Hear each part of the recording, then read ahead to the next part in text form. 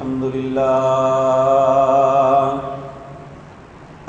لله نحمده ونستعينه ونستغفره ونعوذ بالله من شرور أنفسنا ومن سيئات أعمالنا من يهده الله فلا مضل له ومن يضلل فلا هادي له وأشهد أن لا إله إلا الله وحده لا شريك له وأشهد أن محمدا عبده ورسوله أما بعد فإن خير الحديث كتاب الله وخير الهدي هدي محمد صلى الله عليه وسلم وشر الأمور محدثاتها وكل محدثة بدعة وكل بدعة ضلالة وكل ضلالة في النار رب اشرح لي صدري ويسر لي أمري واحلل عقدة من لساني يفقهوا قولي اللهم انفعنا بما علمتنا وعلمنا ما ينفعنا وزدنا علما رب أوزعني أن أشكر نعمتك التي أنعمت علي وعلى والدي وأن أعمل صالحا ترضاه وأصلح لي في ذريتي إني تبت إليك وإني من المسلمين أعوذ بالله السميع العليم من الشيطان الرجيم بسم الله الرحمن الرحيم والفجر وليال عشر والشفع والوتر والليل إذا يسر هل في ذلك قسم لذي حجر. حضرات محترم، اللہ مالک جو اپنے بندوں پہ انتہائی مہربان اور رحم کرنے والا ہے، اس میں کوئی شک نہیں کہ ہم میں سے ہر انسان ایک امتحان کے اندر ہے. جب تک اس کی زندگی ہے، نبتلی، اللہ کہتا ہے میں انسان کو آزماتا ہوں کہ یہ کرتا کیا ہے. اور ہماری آزمائش اصل یہ نہیں ہے کہ ہم نے اپنی زندگی میں اپنے کاروبار کو کتنا پھیلایا ہے. وہ تو ہماری دنیا کی ضرورت ہے جس سے ہم پورا کر رہے ہیں. اسے پھیلانا، بنانا، اس کے لیے جد و جہد کرنا، کوشش کرنا، رزق حلال کو طلب کرنا، یہ کوئی ممنوع چیز نہیں ہے بلکہ مستحسن عمل ہے. لیکن ایک بات ہر انسان کو یاد رکھ لینی چاہیے کہ ہماری زندگی کا اصل مقصد یہ نہیں ہے.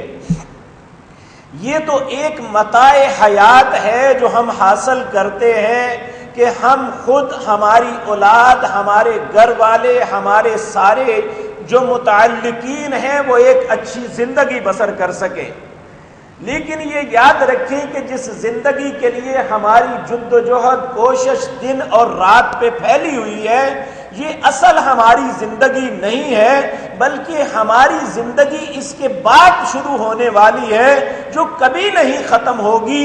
یہ زندگی کو ایک نہ ایک دن کسی کی بچپن میں ختم ہو جاتی ہے، کوئی جوانی میں داغ مفارقت دے جاتا ہے، کوئی بڑھاپے میں اپنی اولاد کو روتا ہوا چھوڑ جاتا ہے.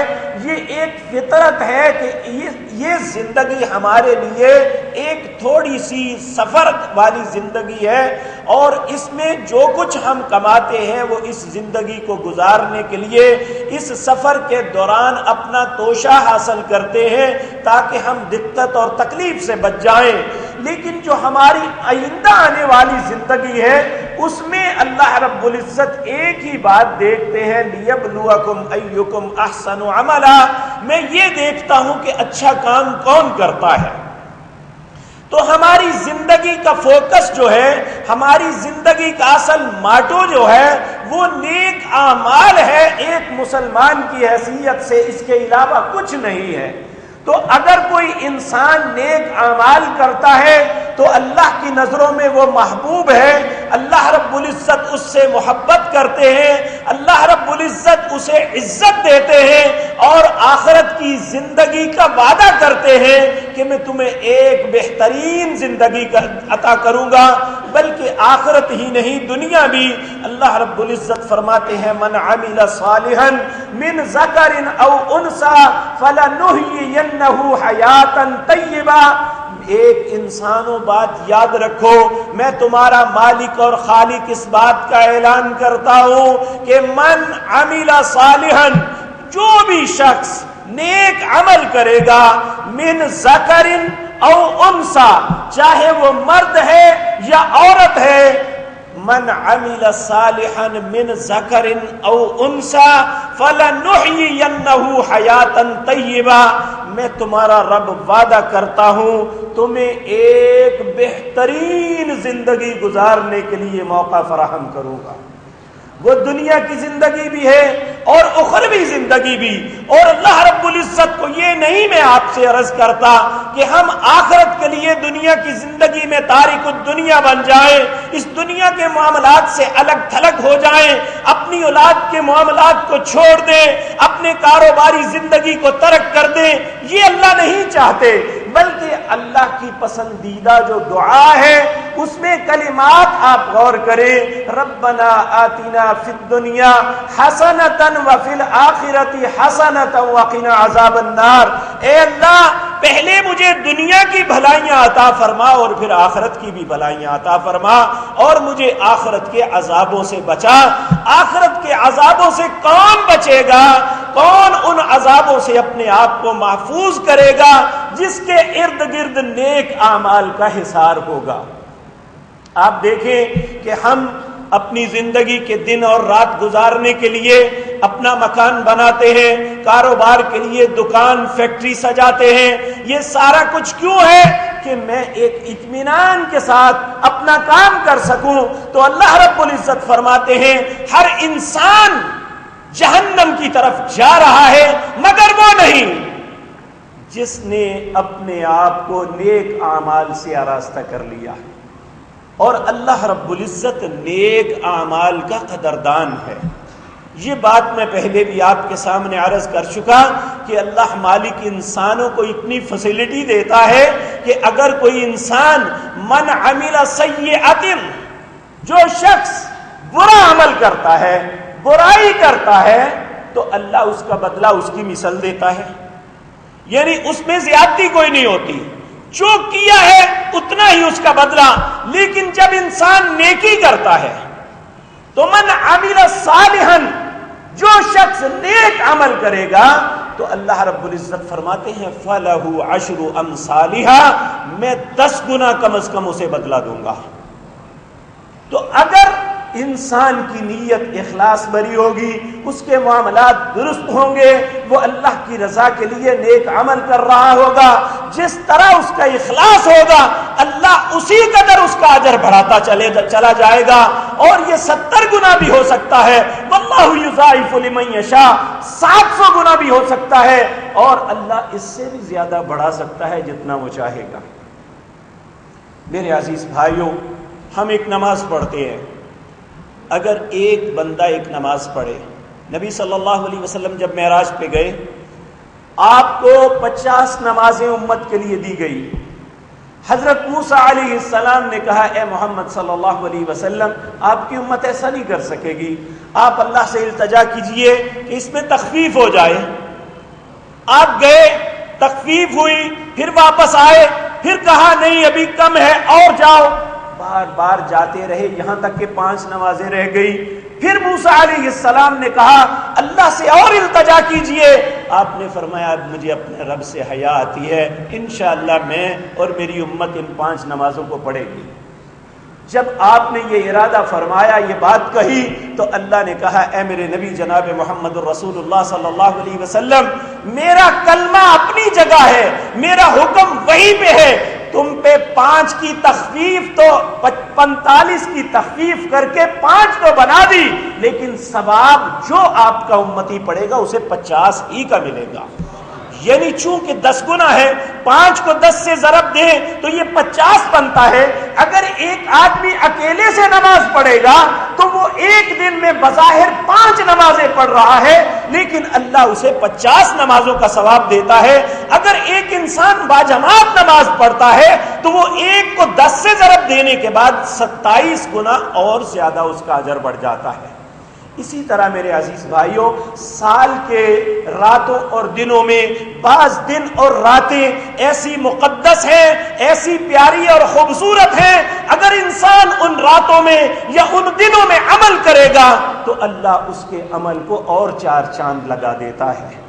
جس طرح رمضان آتا ہے، نبی کریم صلی اللہ علیہ وسلم نے فرمایا جو رمضان کے دن میں قیام کرتا ہے، اگر ایک نفل پڑھتا ہے تو فرض کے برابر ہوتا ہے، اگر ایک فرض پڑھتا ہے وہ 70 گنا زیادہ ہوتا ہے۔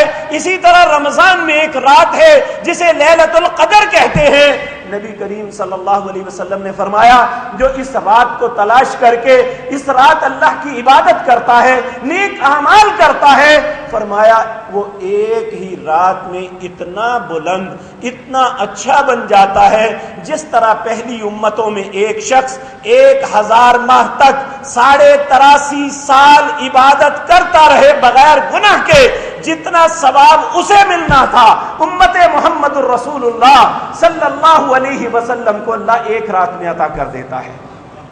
اب اسی طرح میرے عزیز بھائیوں، جو آج دن مغرب کے بعد سے شروع ہوں گے یہ 10 دن ہیں، اس کے متعلق اللہ سورۃ فجر میں فرماتا ہے والفجر ولیال عشر، مجھے فجر کی قسم ہے اور 10 راتوں کی قسم ہے۔ یہ 10 راتیں کیا ہیں؟ امام بخاری رحمت اللہ علیہ کی صحیح بخاری کی تفسیر لکھی ہے فتح الباری، امام ابن حجر رحمت اللہ علیہ نے، وہ کہتے ہیں بہت سے صحابہ کرام رضوان اللہ علیہ مجمعین سے کہ اس آیت کی تفسیر سارے صحابہ متفقہ طور پہ ذی الحجہ کے پہلے دن 10 دنوں کی کرتے تھے کہ یہ جو اللہ نے قسمیں اٹھائی ہیں 2، مجھے فجر کی قسم ہے ولیال عشر، 10 راتوں کی قسم ہے، اس سے مراد ذی الحجہ کے پہلے 10 دن ہیں جو انشاءاللہ آج مغرب کے بعد سے شروع ہو جائیں گے۔ پہلا دن آج سے آغاز ہوگا۔ ان دنوں کے متعلق پیارے پیغمبر جناب محمد الرسول اللہ صلی اللہ علیہ وسلم نے ہماری بہت رہنمائی فرمائی، ہمیں بہت سے رستے بتائے جو ہمیں بہت اچھا بنا سکتے ہیں، ہمیں بہت بلندی تک پہنچا سکتے ہیں اور اللہ کی نظروں میں ہماری عزت میں اضافہ کر سکتے ہیں اگر ہم ان باتوں کو، ان نسخوں کو، ان اعمال کو اپنا لیں جو ہمارے پیارے نبی جناب محمد الرسول اللہ صلی اللہ علیہ وسلم نے ہماری رہنمائی کی ہے۔ ہم جس نبی کا کلمہ پڑھتے ہیں، جن سے محبت کا دم بھرتے ہیں، ہماری محبت تبھی مانی جائے گی، تبھی اس محبت کو قابل قبول سمجھا جائے گا جب ہم اس پیغمبر کے حکم کے مطابق بھی زندگی بسر کریں گے۔ اللہ ہم سب کو توفیق عطا فرمائے۔ نبی کریم صلی اللہ علیہ وسلم نے ارشاد فرمایا، لوگوں میں تمہیں بتاؤں کہ جتنے دن اللہ نے بنائے ہیں اسلامی اعتبار سے ایک سال کے اندر 360 دن ہوتے ہیں، 360 دن کے اندر جو سب سے بہتر دن ہے، جو سب سے افضل ہے، جن دنوں میں کیا ہوا عمل اللہ کو سب سے زیادہ محبوب ہے، وہ فرمایا ذی الحجہ کے پہلے 10 دن ہے۔ اور کہیں اعظم کا لفظ فرمایا، کہیں افضل کا لفظ فرمایا، یعنی یہ مبالغہ کے سیغے ہیں۔ افضل کا مطلب بہت زیادہ فضیلت، اعظم کا مطلب بہت بڑے، ایک ہوتا ہے بڑا، ایک ہوتا ہے بہت بڑا۔ اللہ کے نزدیک ان دنوں نیک عمل کرنا بہت اچھا ہے۔ کہیں کہا سب سے زیادہ اللہ کو محبوب جو عمل نیک لگتا ہے وہ ان دنوں لگتا ہے۔ ویسے تو جس طرح میں نے پہلے عرض کیا کہ اللہ ہر دن ہر رات نیک اعمال کی اتنی قدردانی کرتے ہیں کہ ایک کے بدلے 10، 70 700 اس سے بھی بڑھ کے بھی ہر دن میں ہر رات کو عطا کرتے ہیں. لیکن ان دنوں میں اللہ کے نبی صلی اللہ علیہ وسلم نے ارشاد فرمایا جتنے نیک اعمال کی قدردانی اللہ ان دنوں کرتے ہیں اور کسی دنوں میں نہیں. انسان کے ذہن میں کنفیوژن آ جاتی ہے. صحابہ کرام رضوان اللہ علیہم اجمعین انہوں نے ہمیشہ آپ سے سنا تھا کہ اسلام کی کوہان جہاد ہے. ہر چیز کی ایک کوہان بلندی ہوتی ہے. جس طرح اونٹ کے اندر، چونکہ عرب کا یہ جانور ہے، عرب جب بھی مثال دیتے اونٹ کی مثال دیتے تھے کہ اس کا فلاں معاملہ.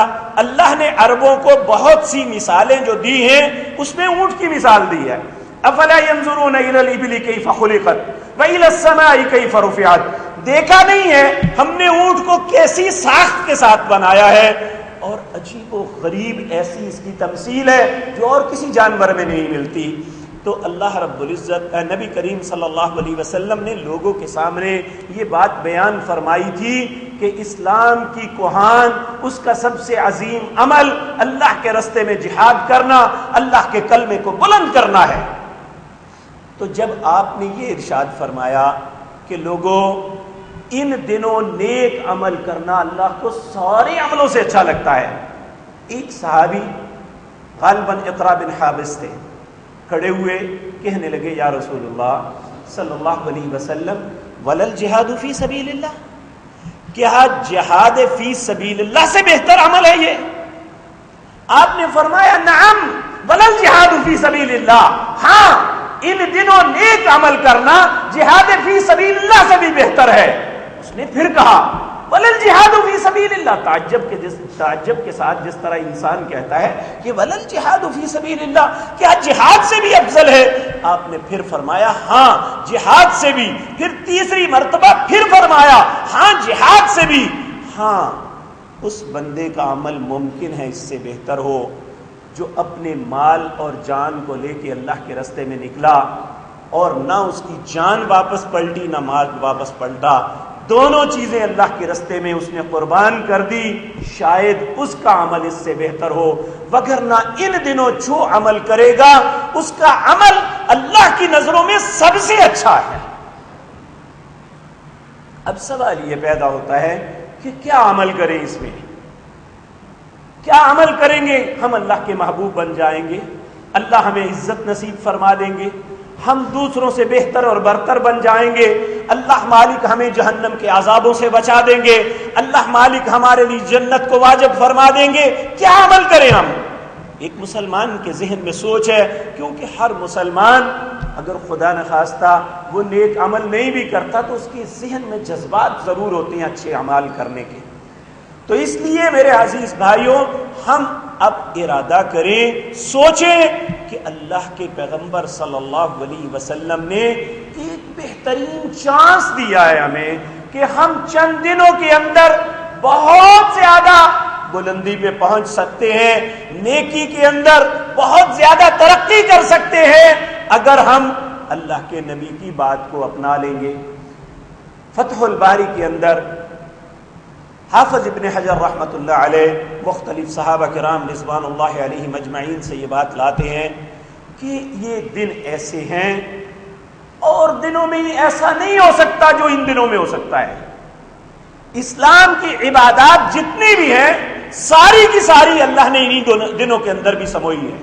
آپ دیکھیے رمضان ہے، رمضان کے اندر حج نہیں ہے، لیکن عشرہ ذی الحج کے اندر نماز بھی ہے، اللہ کے راستے میں خرچ کرنا بھی ہے، قربانی کرتے ہیں، روزہ بھی ہے اور حج بھی ہے. یعنی اسلام کی جتنی بنیادی ارکان ہیں وہ سارے کے سارے ان 10 دنوں کے اندر سمو کے رکھ دیے ہیں. اور ان دنوں میں عمل کرنا اللہ کو بہت محبوب لگتا ہے. نبی کریم صلی اللہ علیہ وسلم نے فرمایا جس نے 9 ذی الحجہ کا روزہ رکھا، یوم العرفہ 9 ذی الحجہ کا روزہ رکھا. آپ دیکھیں کہ اس سے پہلے یہ بات ذہن میں رکھیں، نبی کریم صلی اللہ علیہ وسلم نے فرمایا جس نے ایک نفلی روزہ اللہ کی رضا کے لیے رکھا، اللہ اس کے اور جہنم کے درمیان اتنا فاصلہ کر دیتے ہیں جتنا ایک سوار 70 سال تک اپنے گھوڑے کو بھگاتا رہے، جتنی دور وہ پہنچتا ہے، ایک روزہ رکھنے کے سبب اللہ اس مسلمان کو جہنم سے اتنا دور کر دیتے ہیں۔ تو جو اس دن، ان دنوں میں روزہ رکھے، 9 روزے بھی رکھ سکتے ہیں، 1 ذی الحجہ سے لے کر 9 ذی الحجہ تک۔ نبی صلی اللہ علیہ وسلم نے ہر دن کے متعلق یہ فرمایا، اس ایک دن کا روزہ 1 سال کے گناہوں کا کفارہ بن سکتا ہے۔ دیکھیں، سال گزرتے وقت لگ جاتا ہے، اس میں اتنی کوتاہیاں ہوتی ہیں، کم از کم میں تو ایک دن کی کوتاہیاں بھی بیان نہیں کر سکتا۔ اور یقینی بات ہے، ہم میں سے ہر انسان دنیا کے معاملات میں اتنا الجھا ہوا ہے کہ ہمارے پاس کم از کم میں تو عرض کروں گا کوئی ایسی قابل فخر چیز نہیں جو اللہ کے حضور پیش کر سکے۔ عزیز بھائیوں، شاید ہماری زندگی کا یہی عمل، یہی کارنامہ ایک قابل فخر کارنامہ بن جائے، جس کی وجہ سے اللہ رب العزت ہم پہ راضی ہو جائے اور ہم پہ جہنم کی آگ کو حرام کر کے جنت ہمارے لیے واجب فرما دے۔ اللہ کرے ایسا ہی ہو جائے، لیکن اس کے لیے ہمیں تھوڑی سی کوشش کرنی پڑے گی۔ وہ کیا کہ ہم ان دنوں روزہ رکھیں۔ فرض نہیں ہے روزہ، روزہ نفل ہے، لیکن اگر کوئی انسان رکھے گا، ہم نے دیکھے رمضان کے الحمدللہ روزے رکھے، اس وقت تقریباً 16 گھنٹے کا روزہ تھا، اب 12 گھنٹے سے بھی کم ہو گیا، 4 گھنٹے روزے کا وقت کم ہو گیا، موسم بھی اس سے بہتر ہے۔ اس وقت شدید تپش اور گرمی تھی، اب الحمدللہ پہلے سے موسم بھی بہتر ہے۔ تو ایسے حالات میں سمجھتا ہوں کہ اگر کوئی نہیں رکھتا اس پہ گناہ تو کوئی نہیں ہے، لیکن بدقسمتی ہوگی کہ اللہ نے ایک موقع فراہم کیا، ہم اس موقع سے فائدہ نہیں اٹھا سکے۔ تو اس لیے ضروری امر ہے، کچھ نہیں بگڑے گا۔ آپ صبح ہلکا پھلکا ناشتہ کرتے ہیں، آپ ناشتہ صبح کے ناشتے کے وقت اچھا کھانا کھا لیں، صرف دوپہر کے وقت آپ کا ناشتہ اڑے گا، اچھا پیٹ بھر کے آپ سحری کے وقت کھا لیں اور اس کے بعد مغرب کے وقت کھا لیں، انشاءاللہ نہ صحت پہ کوئی اثر پڑے گا اور نہ معاملات خراب ہوں گے، نہ انشاءاللہ کوئی آپ کی ذہنی کیفیت بلکہ اچھی ہوگی۔ نبی کریم صلی اللہ علیہ وسلم نے بھی فرمایا کہ روزہ بہت سی بیماریوں کا علاج ہے، اور آج میڈیکل سائنس ہمیں بتلاتی ہے کہ انسان کا کچھ مدت کے لیے بھوک کا کاٹنا یہ اس کے لیے اتنا بہتر ہوتا ہے جو کئی دنوں کی پرہیز اور دواؤں کے ساتھ اسے اتنا فائدہ نہیں پہنچ سکتا جتنا ایک وقت خاص بظاہر اللہ کا حکم سمجھ کے ثواب بھی ملے گا اور انشاءاللہ اللہ صحت میں بھی بہتری عطا فرمائیں گے۔ تو اس لیے اگر ہم ہو سکے تو سارے 9 روزے بھی رکھ سکتے ہیں، ان میں کچھ رکھ سکتے ہیں، کچھ چھوڑ بھی سکتے ہیں۔ اگر کچھ نہیں کرنا تو اللہ کے لیے 9 ذی الحجہ کا روزہ نہ چھوڑنا ہے۔ نبی کریم صلی اللہ علیہ وسلم نے فرمایا 1 سال پچھلے اور 1 سال آئندہ کے گناہ اللہ سارے مٹا دیتے ہیں۔ تو یہ کوئی مشکل کام نہیں ہے۔ اللہ اکبر۔ نبی صلی اللہ علیہ وسلم جب حجۃ الوداع پہ گئے، آپ عرفات سے جب واپس آئے مزدلفہ کے اندر، اس وقت جو حجاج جنہوں نے حج کیا ہوا ہے وہ جانتے ہیں کہ عرفات کے بعد جب مزدلفے میں آتے ہیں بندہ بڑا تھک کے چور ہوا ہوتا ہے، تو اس وقت اس کو دل چاہتا ہے میں سو جاؤں، اور اس وقت کوئی خیمہ، کوئی چارپائی، کوئی کچھ نہیں ہوتا، زمین پہ لیٹتے ہیں۔ لیکن شاید زندگی میں بہت خوبصورت کمروں میں اتنی بہترین نیند کبھی نہ آئی ہو جتنی خوبصورت وہاں پہ آتی ہے۔ نبی صلی اللہ علیہ وسلم جب یہاں پہنچے آپ کھلکھلا کے ہنس پڑے، بڑا زور سے ہنسے۔ لوگوں نے کہا اللہ آپ کو ہمیشہ ہنستا رہے، کیا معاملہ ہوا ہے؟ ہمیں تو کوئی ایسی بات نظر نہیں آئی جس پہ ہنسا جائے۔ آپ نے فرمایا اس پہاڑ کے اوپر اللہ نے مجھے شیطان کو دکھلایا، وہ اپنے سر پہ مٹی ڈال کے رو رہا تھا، چیخ رہا تھا کہ میں نے اتنی محنت انسانوں پہ کی، انہیں گناہوں کی گندگی میں مبتلا کیا، اللہ سے دور کیا، اللہ سے ناراض کیا، ایک دن کی معافی کی وجہ سے اللہ نے سب کو معاف کر دیا۔ اس لیے میں اس کی اس کرتوت کو دیکھ کے ہنس پڑا ہوں، مجھے خوشی ہوئی۔ اور یقین مانیے اللہ رب العزت قرآن عزیز کے اندر فرماتے ہیں ما یفعل اللہ بعذابکم، لوگوں تمہیں عذاب کر کے کیا کروں گا؟ یقین مانیے اللہ عذاب نہیں کرنا چاہتے، ہم خرید کے عذاب اپنے پاس لاتے ہیں۔ نیکی کی کوئی قیمت نہیں ہے، ہم سے کوئی پیسہ نہیں طلب کیا جاتا، نیکی کے لیے مفت میں ملتی ہے، لیکن برائی کرنے کے لیے ہم پیسے بھی خرچ کرنے پڑتے ہیں، ذلت بھی اٹھانی پڑتی ہے۔ اور بدقسمتی یہ کہ انسان برائی کی طرف جاتا ہے، نیکی کی طرف کم۔ اس لیے یہ خوبصورت موقع اللہ بار بار فراہم کرتا ہے انسانوں کو کہ یہ نیکی کی طرف رغبت کریں اور نیکی کے راستے پہ آ جائیں، تاکہ اللہ انہیں آگ کے عذاب سے محفوظ رکھ دے۔ اے اللہ ان خوش نصیبوں میں ہمیں بھی شمار فرما لینا۔ اسی طرح میرے عزیز بھائیوں، ان دنوں نوافل پڑھنا، فرائض کی کوتاہی نہ کرنا، یہ بڑی اہمیت کے حامل ہے۔ یہاں ایک مثال دے کے عرض کرتا ہوں، آپ دیکھیں، ایک آدمی سڑک پہ برائی کرتا ہے، گالی نکالتا ہے، ایک بندہ مسجد میں کھڑا ہو کے گالی نکالے، آپ کسے برا سمجھیں گے؟ یقینی بات ہے آپ کہیں گے یار مسجد کا تو لحاظ رکھتے، یہ سڑک تو نہیں ہے، یہ اللہ کا مقدس گھر ہے، یا تمہیں شرم نہیں آئی گالی نکالتے ہوئے؟ حالانکہ گالی نکالنا سڑک پہ بھی باعث شرم ہے، وہ کوئی اچھی بات نہیں ہے، لیکن مسجد میں گالی نکالنا بہت برا لگتا ہے انسانوں کو بھی۔ اسی طرح میرے عزیز بھائی، یہ مقدس دن ہے، اگر ہم نیکی نہیں کر سکتے تو کم از کم ان دنوں برائیوں سے بچ جائیں۔ یہ مثال اسی طرح سمجھیں کہ جس طرح مسجد کے اندر کوئی برائی کرتا ہے تو اسے بڑی لعن طعن کی جاتی ہے، اس لیے کہ یہ جگہ برائی کرنے کی نہیں ہے،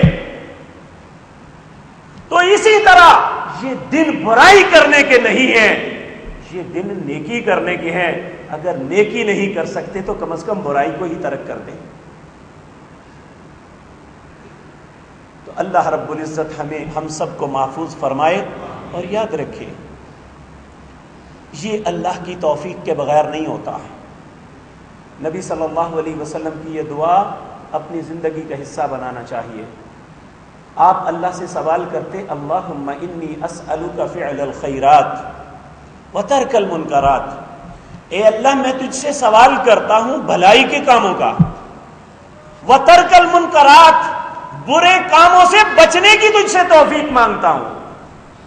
نہ برائی سے اللہ کی توفیق کے بغیر بچا جا سکتا ہے، نہ نیک کام اللہ کی توفیق کے بغیر کیا جا سکتا ہے۔ اور نبی صلی اللہ علیہ وسلم نے ہمیں حکماً ارشاد فرمایا فی کل دور الصلاۃ، ہر نماز کے بعد اللہ سے یہ التجا ضرور کرنا ربی اعنی علی ذکرک و شکرک و حسن عبادتک، اے اللہ مجھے توفیق دے میں تیرا ذکر کر سکوں، تیرا شکر کر سکوں، اچھے طریقے سے تیری عبادت کر سکوں۔ یہ اللہ کی توفیق کے بغیر ممکن نہیں ہے۔ نبی کریم صلی اللہ علیہ وسلم نے ان دنوں کے ذکروں کے متعلق بھی کچھ باتیں ارشاد فرمائی۔ آپ نے فرمایا کہ جب یہ دن آ جائے فَأَكْثِرُوا فِيهِنَّ مِنَ التَّحْلِيلِ وَالتَّكْبِيرِ وَالتَّحْمِيدِ، ان دنوں کثرت کے ساتھ ذکر کیا کرو تین چیزوں کا، من التحلیل لا الہ الا اللہ، والتکبیر اللہ اکبر، والتحمید الحمدللہ، اور ان ساری چیزوں کا مجموعہ نبی صلی اللہ علیہ وسلم نے فرمایا 4 کلمے اللہ کو سارے اپنے کلمات جتنے اللہ نے کلمات بنائے ہیں 4 کلمے سب سے محبوب ہے۔ وہ کیا؟ سبحان اللہ والحمدللہ ولا الہ الا اللہ واللہ اکبر، اس سے بہتر اللہ کو کوئی کلمہ نہیں لگتا۔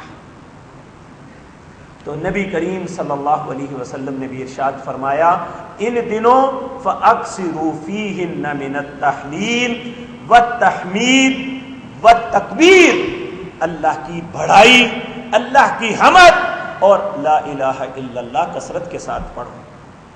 تو یہ ہم چلتے پھرتے بھی کر سکتے ہیں، اور یہ ایسے کلمے ہیں کہ اگر ایک آدمی بالکل ان پڑھ ہے، اسے کچھ نہیں آتا، تو یہ ایسے خوبصورت اور آسان کلمے ہیں جو ہر بندے کو آ جاتے ہیں۔ لا الہ الا اللہ کسے نہیں آتا؟ اللہ اکبر کس کو نہیں آتا؟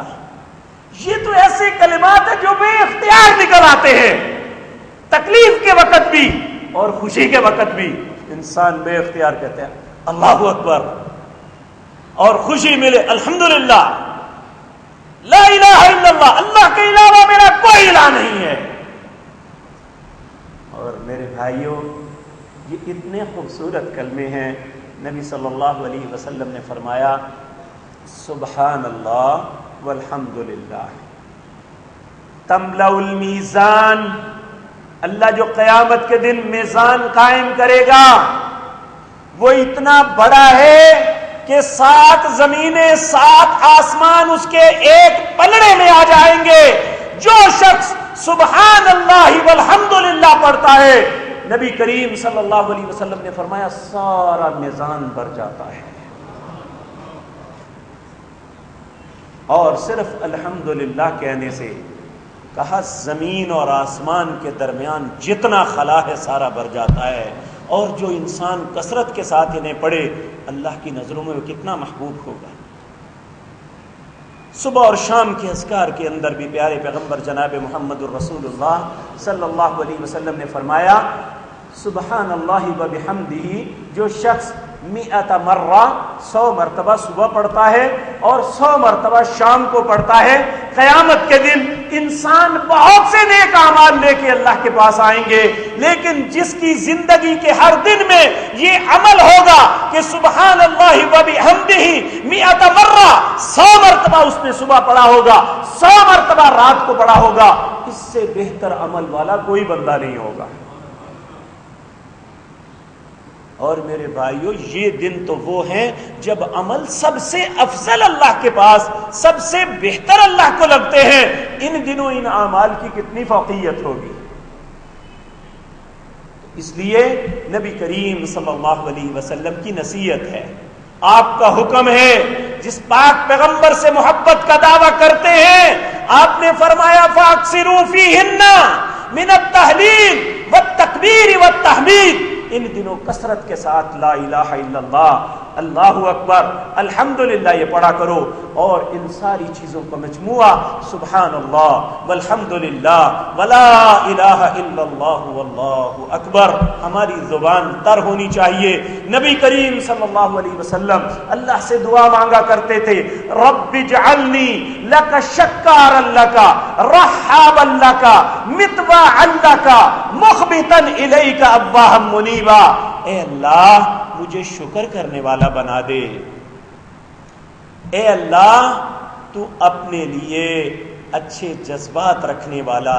راہب کہتے ہیں ہر چیز کو چھوڑ کے صرف اللہ کو اپنانا، مجھے ایسا بنا دے کہ میں تیری بات کو مانوں۔ اللہ رب العزت ہمیں بھی ایسا بنا دے۔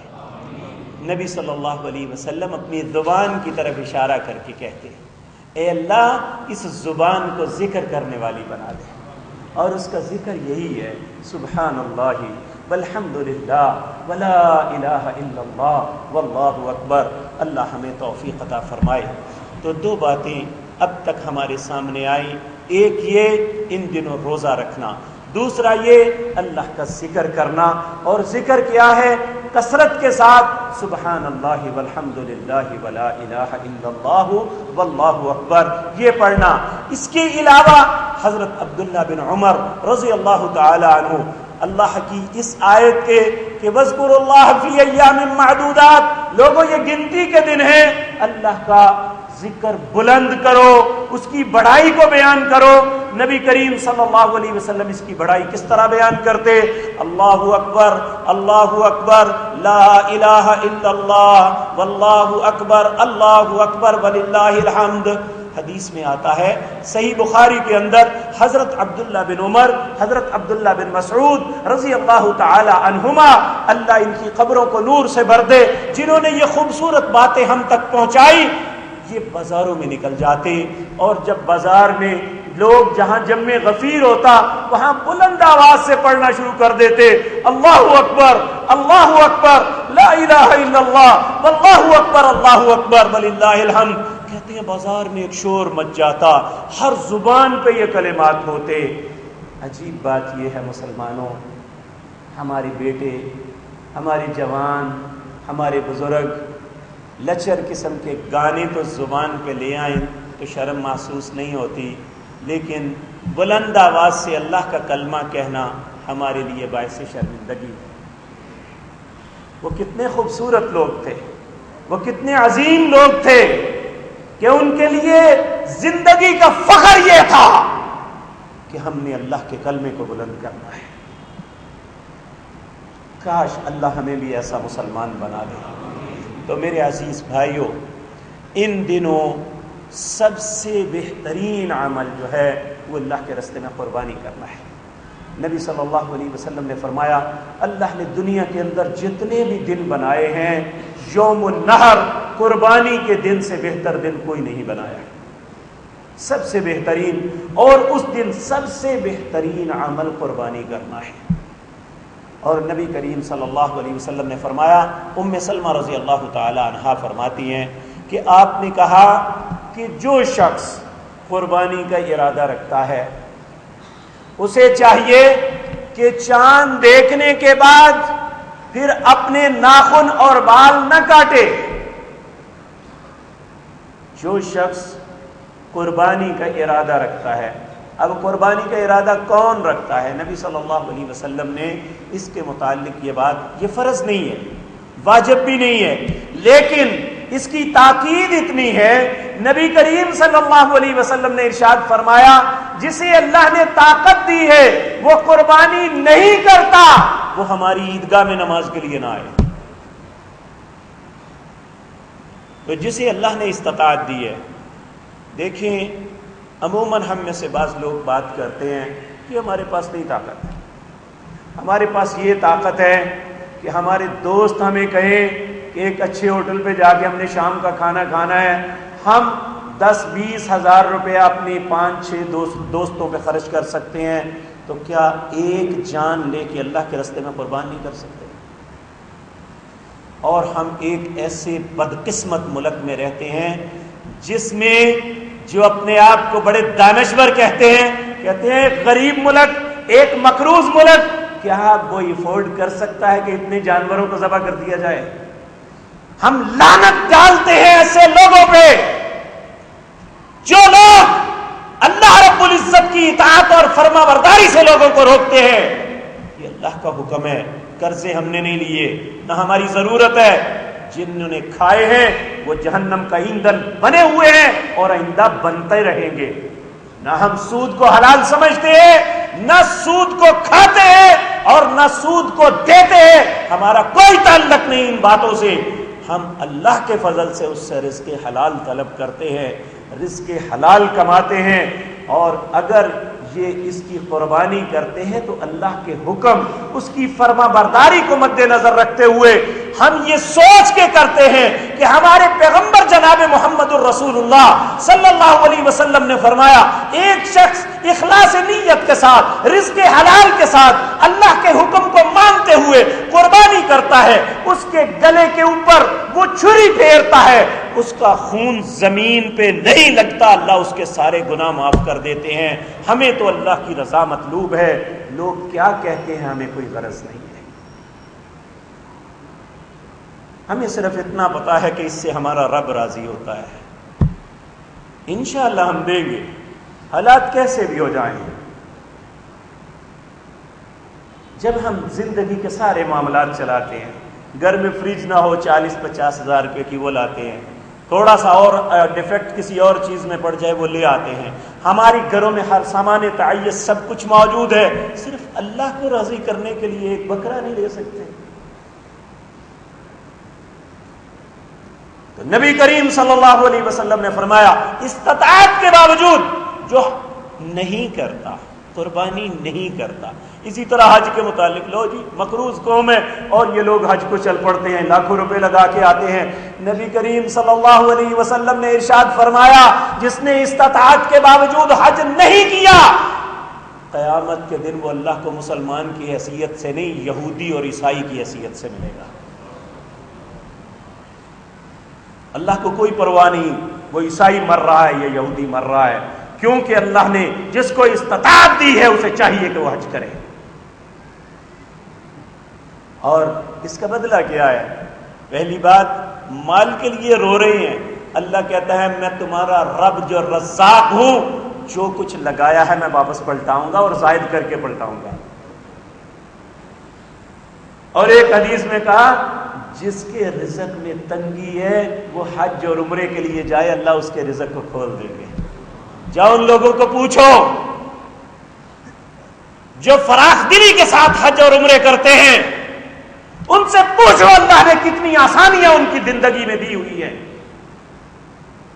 اور جو لوگ اس معاملے میں بخل کرتے ہیں ان کی زندگی کی تنگیاں نہیں ختم ہوتی. لیکن یہ بھی یہ بات یاد رکھیں، اللہ کی توفیق کے بغیر نہیں ہوتا. ہم امریکہ، برطانیہ، کینیڈا اور مغرب تک آخر دنیا کی سیریں کر آتے ہیں، نہیں نصیب ہوتا تو اللہ کے گھر جانا نصیب نہیں ہوتا. کیوں؟ اللہ اکبر. مجھے ایک بڑے سادہ دل آدمی تھے، یونس کوکھر صاحب، بختے والے میں وہ ایک کونسلر بنتے تھے. ایک دن رمضان میں وہ تشریف لائے تو وہ بڑے ہنس مکھ آدمی تھے. تو یہاں آ کے مجھے کہنے لگے مولوی جی میں ایک گل سنانی ہے تو فرمائیں. کہنے لگے لوگ سینمے میں داخل ہوتے اور نکلتے وقت دھکے کھاتے ہیں، میں نے مسجد میں دھکے کھائے ہیں، میرے گواہ رہنا. اور حقیقت بات یہ ہے کہ حج اور عمرے کے رش کے اندر جو لذت ہے شاید جو نہیں گیا اسے احساس ہی نہیں ہے کہ یہ اللہ کیا لذت دیتے. اور اتنی مشقتوں کے باوجود کسی کا بیٹا فوت ہو جائے نا تو اتنا اس کا دل نہیں پھٹتا جتنا کعبے سے نکلتے ہوئے انسان کا دل پھٹتا ہے. روتے ہیں لوگ، حالانکہ اللہ پھر بھی بلا لیتے ہیں. اس لیے میرے عزیز بھائیو یہ بہترین موقع ہے کہ ہم اللہ کی نظروں میں عزت پا سکتے ہیں. ہم بہت جلد وہ مقام حاصل کر سکتے ہیں جو لوگ سالوں میں نہیں کر سکے. یہ اللہ مالک کا ہم پہ احسان اور مہربانی ہے کہ ہم ان دنوں تک پہنچ چکے ہیں. اور اللہ نے ابھی ہمیں زندگی اور ہمت دی ہے. تو اے حضرت انسان، اے نیکی کا جذبہ اپنے دل میں رکھنے والے، اللہ سے بہتری کی توقع رکھنے والے انسان، وہ مرد ہے یا عورت، اسے چاہیے کہ ان دنوں کی قدر کر لے. وَاذْكُرُوا اللَّهَ فِي أَيَّامٍ مَّعْدُودَاتٍ، یہ گنتی کے چند دن ہیں، ان دنوں میں اللہ کا ذکر کر لو، نمازیں وقت پہ ادا کرو، فرائض کی ادائیگی میں کوتاہی نہ کرو، روزہ رکھنے کی توفیق ملے تو روزہ رکھو، اللہ کے راستے میں خرچ کرو، اور اگر حج اور عمرے کے لیے جانا ہے تو وہ کرو، اور اللہ کے راستے میں قربانیاں کرو، اور اللہ کے کلمات کو بلند کرو. اللہ ان سب کاموں کی ہمیں توفیق عطا فرمائے تاکہ ہم اللہ کی نظروں میں باعزت بن جائیں. اللہ ہماری دنیا اور آخرت کو بہتر فرما دے. اقول قولی ھذا واستغفر. ان الحمد للہ نحمده ونستعینه ونستغفره ونعوذ باللہ من شرور انفسنا ومن سیئات اعمالنا. من يهده الله فلا مضل له ومن يضلل فلا هادي له واشهد ان لا اله الا الله وحده لا شريك له واشهد ان محمدا عبده ورسوله. اللهم صل على محمد وعلى آل محمد كما صليت على إبراهيم وعلى آل إبراهيم إنك حميد مجيد. اللهم بارك على محمد وعلى آل محمد كما باركت على إبراهيم وعلى آل إبراهيم إنك حميد مجيد. یہ ایک بھائی نے لکھا ہے آپ کے لیے کہ میرے بھائی محمد یاسین بیمار ہیں، ان کے لیے دعا فرمائیں، اللہ انہیں صحت کا عاملہ اجر عطا فرمائے. یہ ایک بھائی نے کہا ہے کہ میرے بھائی کی ایک ہی بیٹی ہے جس کے دل 3 سال کی ہے، اس کے دل کا ایک وال بند ہے اور اس سوموار کو اس کا اتفاق اسپتال لاہور میں آپریشن ہے، ان کے لیے دعا فرمائیں، اللہ اس بیٹی کو صحت کاملہ عاجلہ عطا فرمائے اور اسے صحت اور عافیت کے ساتھ واپس اپنے والدین کے پاس لائے۔ گزارش ہے، میرا ایک کزن ہے، اس کا چھوٹا بیٹا 7 یا 8 ماہ کا ہے، اس کے دل میں سوراخ اور بہت پریشان ہے، اللہ رب العزت رحم فرمائے۔ انشاءاللہ یہ پریشانی والی بات نہیں ہے، اب اللہ یہ آہستہ آہستہ جیسے بچہ بڑا ہوتا ہے اللہ رب العزت رحم فرماتے ہیں، اکثر لوگوں کا ٹھیک ہو جاتا ہے، اللہ آپ کے بچے کو بھی صحت عطا فرمائے اور اس پہ رحم کرے۔ یہ ایک بھائی نے سوال کیا، ہر سال لوگ فریضہ حج ادا کرتے ہیں، جمعۃ المبارک کے دن جو حج ادا کیا جاتا ہے اس کو حج اکبر کہتے ہیں، کیا فرق ہے؟ میرے عزیز بھائی، حج اکبر ہر حج کو کہتے ہیں، حج اصغر عمرے کو کہتے ہیں۔ جمعے کے دن حج کا آ جانا یا دوسرے دنوں آنا اس میں کوئی فرق نہیں ہے، کیونکہ جو لوگ حج کے لیے جاتے ہیں نہ تو وہ جمعے کا خطبہ سنیں گے اور نہ ہی وہ جمعہ پڑھیں گے، اسی طرح نہ وہ عید پڑھتے ہیں، یہ سارے قانون معاملے ان کے لیے الگ ہیں۔ یہ ایک الگ بات ہے کہ جس سال نبی کریم صلی اللہ علیہ وسلم نے حجۃ الوداع کیا تھا وہ جمعے کے دن یوم العرفہ تھا، اور اس دفعہ بھی یوم العرفہ جمعے کے دن آ رہا ہے، تو اگر اللہ کوئی اجر زائد دے، لیکن قاعدے قانون میں کہیں ایسی بات نہیں لکھی ہوئی، یہ ایک ہمارے اپنے بات ہے جو ہم کرتے ہیں کہ جمعے کے دن کو حج اکبر کہتے ہیں اور دوسرے دنوں میں حج آنے والے کو عام حج کہتے ہیں۔ ویسے شریعت کی روشنی میں حج اصغر عمرے کو کہتے ہیں، حج اکبر حج کو کہتے ہیں۔ کیا کوئی منہ زبانی طلاق دے تو کیا شریعت میں طلاق ہو جاتی ہے؟ ہاں، یہ طلاق ایک ایسی چیز ہے اگر مذاق سے بھی کہی جائے تو ہو جاتی ہے، لیکن اس کی کیفیتیں مختلف ہیں، وہ جب تک طلاق دینے والے سے گفتگو نہ کی جائے اس کے متعلق بات نہیں عرض کر سکتا کچھ۔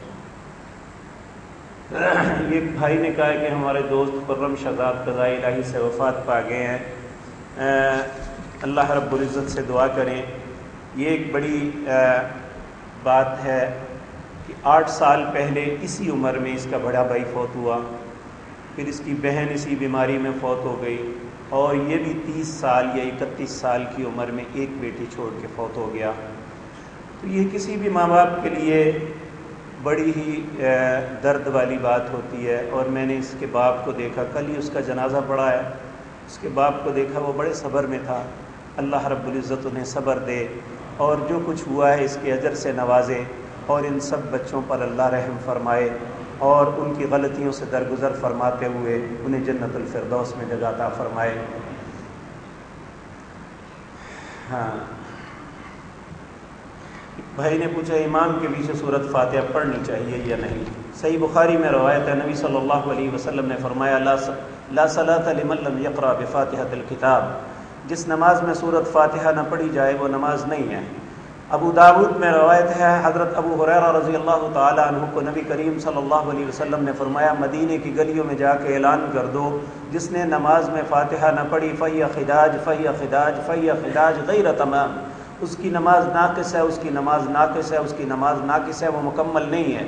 ایک شخص نے سوال کیا، ابو ہریرہ کبھی ہم امام کے پیچھے ہوتے ہیں، آپ نے فرمایا اقرا بہا فی نفسک، اس وقت اپنے دل میں پڑھا کرو، کیونکہ میں نے نبی صلی اللہ علیہ وسلم سے سنا ہوا ہے، آپ نے فرمایا قسمت الصلاۃ بینی و بین عبدی، اللہ نے اپنے اور بندے کے درمیان نماز کو تقسیم کیا ہوا ہے۔ اذا قال العبد الحمد للہ رب العالمین فقال اللہ عز وجل حمدنی عبدی، جب بندہ الحمدللہ رب العالمین کہتا ہے اللہ آگے سے جواب دیتا ہے میرے بندے نے میری حمد بیان کی۔ جب بندہ کہتا ہے الرحمن الرحیم، اللہ جواب دیتے ہیں اثنا علی عبدی، میرے بندے نے میری ثنا کی۔ جب بندہ کہتا ہے مالک یوم الدین، اللہ تو قیامت کے دن کا مالک ہے، اللہ آگے سے جواب دیتے ہیں مجدنی عبدی۔ جب بندہ کہتا ہے ایاک نعبد و ایاک نستعین، اللہ میں صرف تیری عبادت کرتا ہوں، صرف تجھ سے مدد چاہتا ہوں، اللہ رب العزت آگے سے جواب دیتے ہیں ھذا بینی و بین عبدی نصفین، یہ میرے اور بندے کے درمیان آدھی آدھی بات تھی، میرا بندہ بات کرتا تھا، میں اس کی بات کا جواب دیتا تھا۔ اے بندے تو مانگ مجھ سے، کیا مانگتا ہے میں تجھے عطا کروں۔ بندہ مانگتا ہے اہدنا الصراط المستقیم، اللہ مجھے سیدھے رستے پہ گامزن کر دے۔ یہ ساری باتیں جناب محمد الرسول اللہ صلی اللہ علیہ وسلم نے بتلائی۔ اسی طرح صحیح مسلم میں روایت ہے، نبی صلی اللہ علیہ وسلم فجر کی نماز پڑھا رہے تھے، آپ کی نماز آپ پہ بوجھل ہو گئی، لوگ بھی پیچھے آواز کے ساتھ پڑھ رہے تھے۔ آپ نے نماز کے بعد پوچھا میرے پیچھے کیا پڑھتے ہو؟ انہوں نے کہا جو آپ پڑھتے ہیں وہ ہم پڑھتے ہیں۔ آپ نے فرمایا اللہ تفعلوا الا بفاتحۃ الکتاب، میرے پیچھے فاتحۃ الکتاب کے علاوہ نہ پڑھا کرو۔ حج تمتع کیا ہے؟ حضرت عمر نے اس سے منع کیوں فرمایا تھا؟ حج تمتع یہ ہے کہ عمرہ کر کے احرام کھول دینا اور اس کے بعد پھر حج کا احرام 8 ذی الحجہ کو دوبارہ باندھنا۔ حضرت عمر نے جو منع کیا تھا وہ صرف اس لیے کہ آپ نے فرمایا تھا میرا دل چاہتا ہے کہ سارا سال بیت اللہ میں رونق رہے، لوگ حج مفرد کریں اور بعد میں آ کے عمرہ کریں۔ تو سب سے پہلے جنہوں نے مخالفت کی تھی وہ آپ کا بیٹا سیدنا عبداللہ بن عمر تھا۔ انہوں نے کہا میں حج تمتع کی نیت سے احرام باندھتا ہوں۔ لوگوں نے کہا تمہارے بابا نے منع کیا ہے۔ انہوں نے کہا میں نے کلمہ اپنے بابا کا نہیں محمد الرسول اللہ کا پڑھا ہے، انہوں نے اگر اجازت دی ہے تو میں نہیں باز آؤں گا۔ تو جب حضرت عمر کو پتا چلا تو رو پڑے، کہنے لگے اللہ مجھے ایسا بیٹا دیا ہے جس نے مجھے رستہ بتا دیا۔ ایک بھائی نے سوال کیا ہے کہ خسی، بکرے، چھترے وغیرہ کی قربانی کرنا جائز ہے؟ نبی صلی اللہ علیہ وسلم کی حدیث ہے ابو داود اس میں کہ نبی پاک صلی اللہ علیہ وسلم نے جہاں بکرے کے عیوب بتائے کہ کانا جانور، بھینگا جانور، لنگڑا جانور جس کا سر سینگ ٹوٹا ہو وہ جانور جائز نہیں ہے، اور پھر آپ نے فرمایا خسی ہونا یہ عیب نہیں ہے۔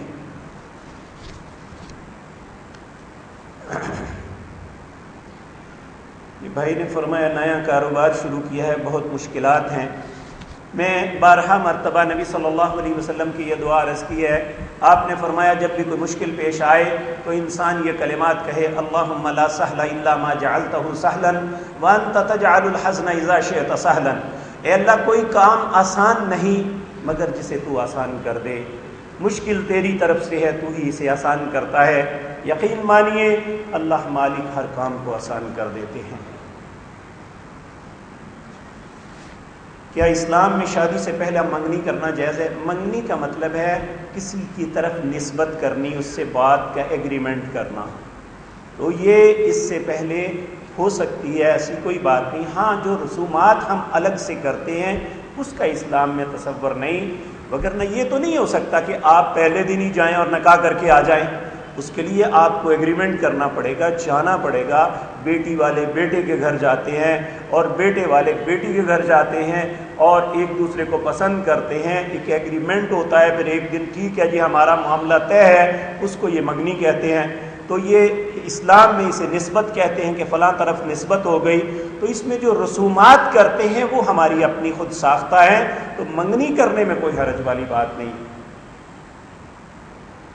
کیا عورت اپنے والدین اور اپنے شوہر کے گھر کے علاوہ کسی اور جگہ غسل کر سکتی ہے؟ ہاں اگر وہ پردے کا اہتمام ہے تو کوئی حرج نہیں۔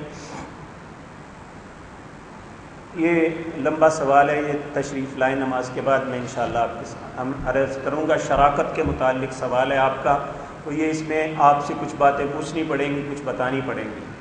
میرے عزیز بھائیوں، آج کی ویب سائٹ پہ فیس بک پہ ایک بہت خوفناک اور خطرناک چیز ایک ساتھی نے دکھائی ہے۔ عمران خان کے دائیں کندھے پہ ایک شخص ہے جس کا نام یونس گوہر ہے۔ یہ گوہر شاہی کا خاص خلیفہ ہے جو اس گمراہ فرقے کا سرگناہ ہے، اور اس شخص کی زبان سے جو باتیں آج سنی ہیں دل کانپ گیا ہے۔ اللہ کو گالیاں نکالتا ہے، کعبۃ اللہ کو، اور یہ پرموٹ کر رہا ہے اس یہودی کے بچے کو۔ خدا کے لیے اس سازش کو سمجھو لوگوں، کہ اس نے کہا ہے کہ میں اپنے سب ماننے والوں کو یہ کہتا ہوں کہ اس وقت عمران خان کی حمایت کرو، میری کوئی مخالفت نہیں، نہ میرے سیاسی عزائم ہے۔ کعبۃ اللہ کو گالی دی اس نے، اللہ کو گالی، نعوذ باللہ کہتا ہے اللہ ذہنی مریض ہے، نعوذ باللہ اللہ کی قسم میں نے اپنے کانوں سے یہ لفظ سنے اور کہتا ہے کہ یہ دیکھیں کتنا اللہ نے تماشا لگایا ہوا ہے کہ کسی کا خود ہی مارتا ہے پھر کہتا ہے کہ انا للہ کا تو 7 بہن کی گالی نکالتا ہے اور یہ اس کے دائیں کندھے پہ کھڑا ہوا ہے.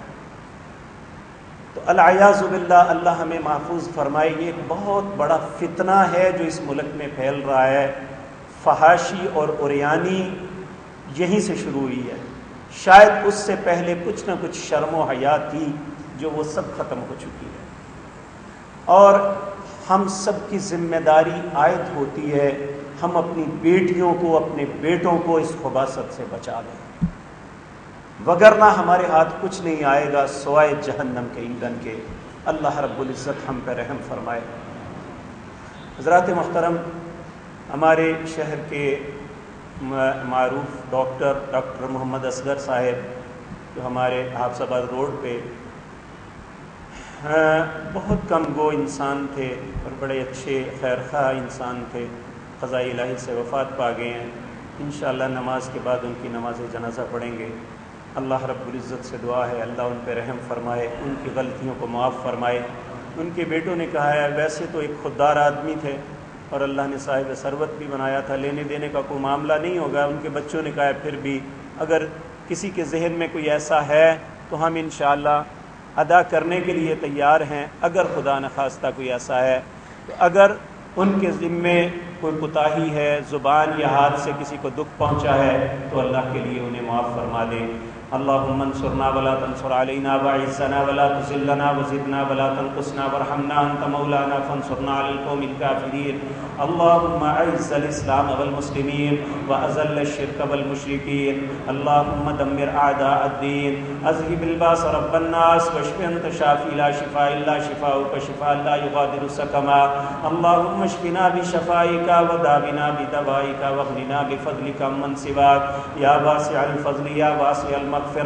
اللهم رحمتك نرجو فلا تكلنا إلى أنفسنا طرفة عين وأصلح لنا شأننا كله لا إله إلا أنت يا حي يا قيوم برحمتك نستغيث يا حي يا قيوم برحمتك نستغيث. اللهم ارحم على أحوالنا ولا تنظر إلى سوء أعمالنا. اللهم لا تقتلنا بغضبك ولا تهلكنا بعذابك وعافنا قبل ذلك. سبحان ربك رب العزة عما يصفون وسلام على المرسلين والحمد لله رب العالمين.